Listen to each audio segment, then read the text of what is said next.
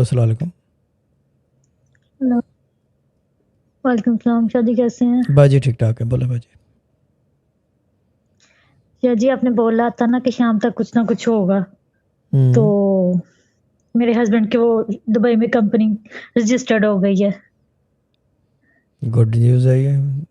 शहजाद भाई का hello, visa issue company करवा रजिस्टर्ड है। दे। शहजाद भाई का वीज़ा इशू करा दे, ठीक है ना। मुराद भाई तो अब मैंने करेंगे फौरन नहीं। पूछा मुराद कंपनी। या भाई तो जी नहीं आपने करेंगे। बोला था कि कंपनी बने हो। एपिक एपिक, ठीक है ना।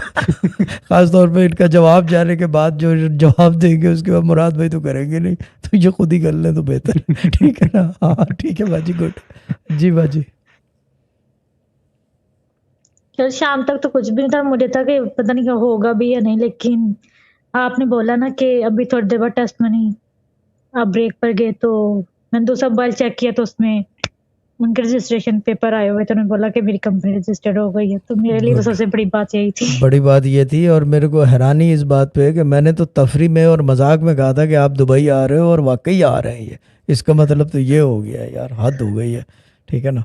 अब मैं इसका मतलब ये कि मजाक भी नहीं शाह जी करूँगा मुझे लोगों से। यकीन